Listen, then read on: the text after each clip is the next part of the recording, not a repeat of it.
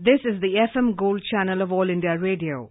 In the program News Analysis now, we bring you a discussion on bilateral relations between India and UAE. The participants are Shashank, former Foreign Secretary, and Nilova Roy Chowdhury, journalist.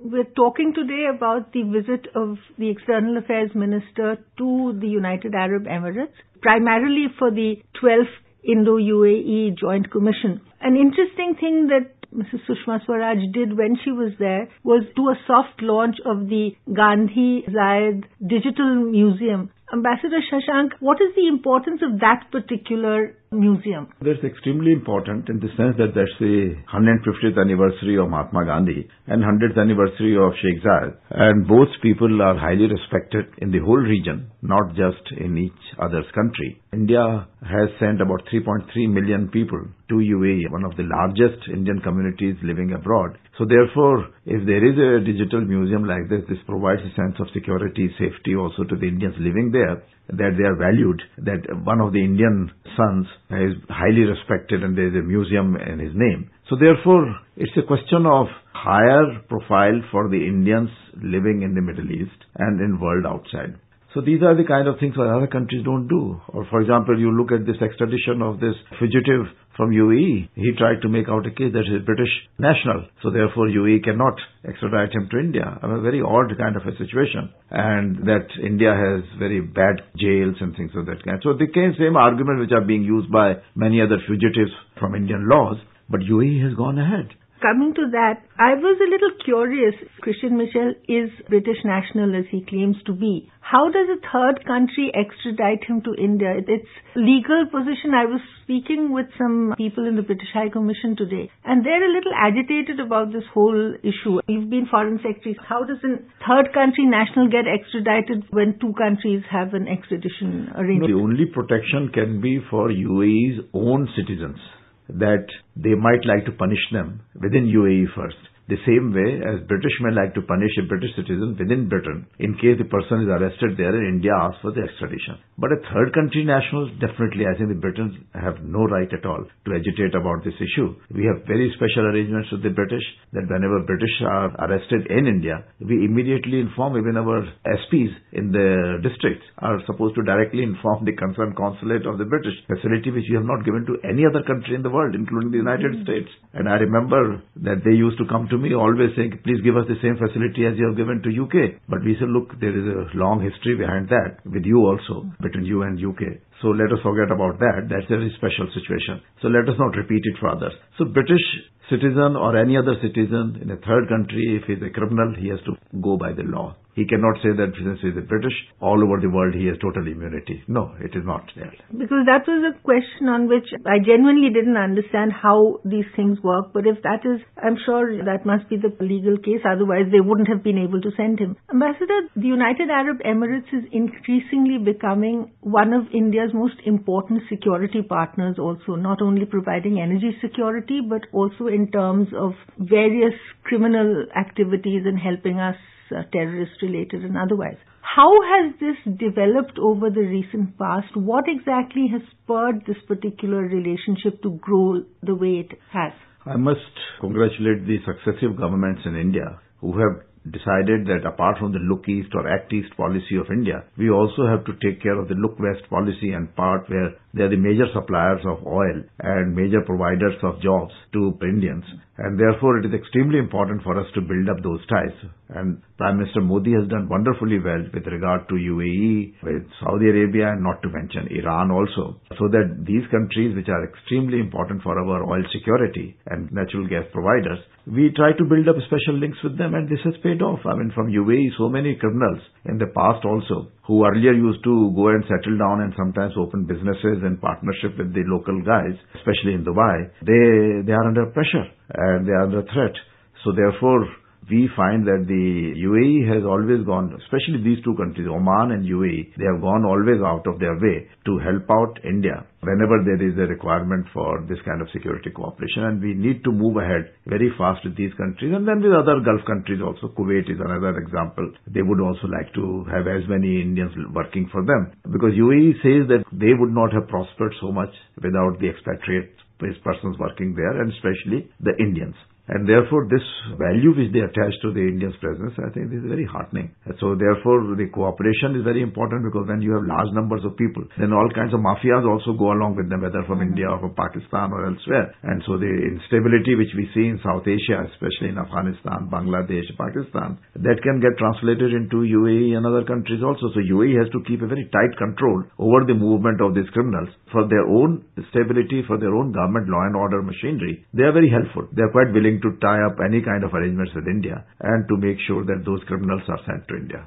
So the External Affairs Minister went across for this 12th Joint Commission meeting, and they've reviewed the entire gamut of bilateral relations. What, according to you, constitutes the core of that particular relationship? I mean, we've just briefly discussed the security aspects of it. There's a defense aspect to it. There's a space aspect. Of course, there's infrastructure and trade. What to you is the most important aspect? Well, I would say oil security. They are the sixth largest provider of oil to us. They are the $50 billion. That's the largest trading relationship that we have with any other country in the world. And they have decided recently for providing oil security to India to set up an oil refinery in trilateral partnership with Saudi Arabia. And that is being set up in Rajdhani. That will be a very, very large project.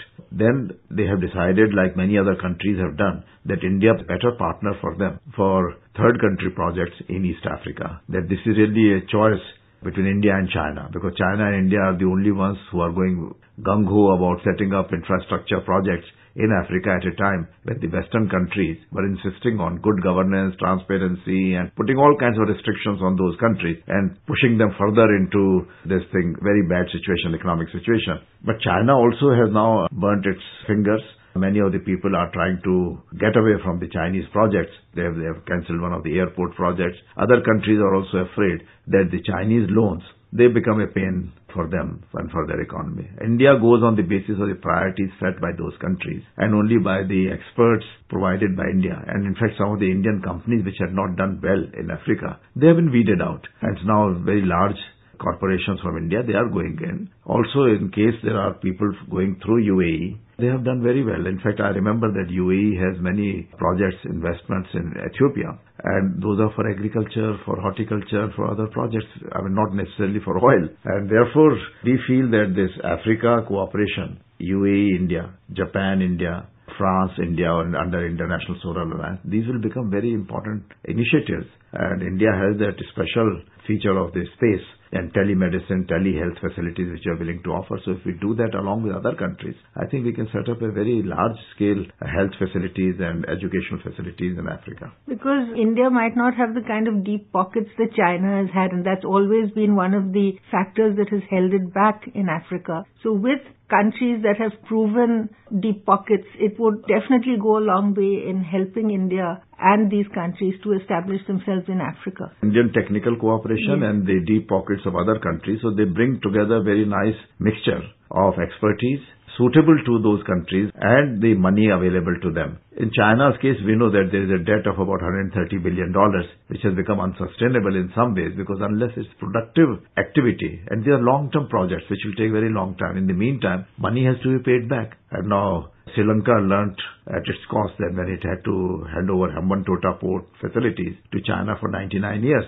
Pakistan is trying to cut back on its exposure to China. Malaysia has tried to do that. Indonesia is trying to do it. Only Nepal. And to some extent, Sri Lanka perhaps not very well, does not know where Sri Lanka stands right now. They are a bit in their different kind of a category. So therefore, more and more countries are thinking that should we not have this kind of a mixture? Indian technical expertise plus with the others. And India also has about $60 billion worth of projects in Africa, which is not a small sum. And then the high-tech projects, etc. Almost half of our high-tech slots go to Africa. So therefore, any cooperation with third country cooperation with countries like UAE would be extremely helpful. And I think this Mrs. Sushma Swaraj's visit should be looked at it in its totality, that India's security, India's space capabilities being projected abroad, India's manpower being respected, India's leaders being respected.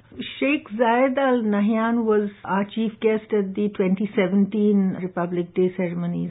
A lot of things appeared to have been promised at that point of time, most of which probably have not yet fructified in terms of their large pension funds. They were going to be supplying oil for the strategic reserve that we were building. What happened in those areas? Do you think that after that period of maybe a little cooling off, things have improved again? Does the External Affairs Minister's visit reflect that? Yes, I mean, there is no doubt that these countries trust more face-to-face interaction. And so we must continue that kind of. I have worked in Arab countries, and for them written word is less important. What is the spoken word is far more important, and the trust which they can develop in talking across the table to each other. Secondly, of course, we know that in the Arab world also there is total turmoil, particularly in the Gulf countries. We are seeing that Yemen is in a very bad shape. And then there are also sanctions, etc., which have been imposed on Qatar. So Saudi Arabia, UAE have gone on one side and some other countries on the other. Then there are these other issues which are coming up about the Israeli and Palestinian issue, and President Trump has been trying to force issues on one side.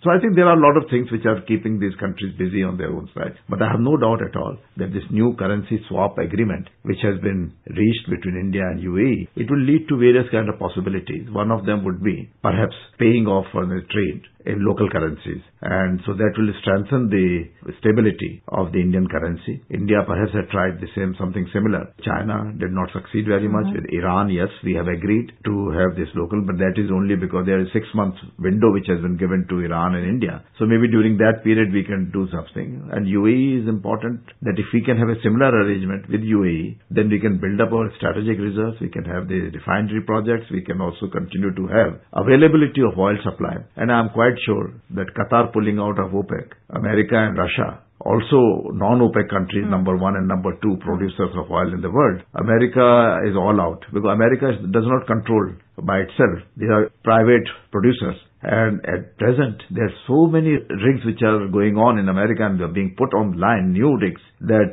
I don't see that oil prices going up in immediate future. So they might remain around $50 per barrel. So therefore, there will be some stability from that point of view, but the market remains volatile. And in case there is a problem with regard to Iran, Iran has already said that they would not allow any oil to come out of the Gulf.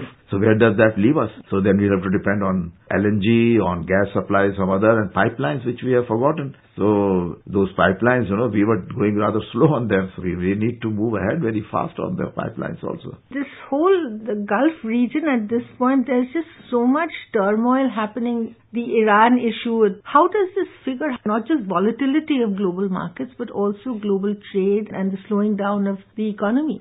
Well, UAE and India know that they are not Saudi Arabia. Saudi Arabia has gone the other way because they know that the American currency totally depends on the Saudi oil. And they buy $110 billion worth of armament in this year. America would not like to touch in any way that part. Then they are also giving a lot more money in buying the treasury bonds in the United States. Therefore, what Saudi Arabia has done, that they have cracked down on dissent within their own country while opening up their economy, while opening up their driving, etc., and to many other things to women. And so in some ways they are going out. On other ways, they want to maintain a very strict control, and America just cannot do anything about it because they totally depend on the Saudis. And President Trump has said very openly that he is not going to ruin the relationship because that's very important to the United States. UAE, I don't think, would do anything like this because that relationship has to be based on UAE being competitive internationally and in the region. So they would try to follow the Saudi approach to some extent. They cannot go against them, but at the same time, build up relationship with all the neighboring countries and keeping them in some kind of a balanced position.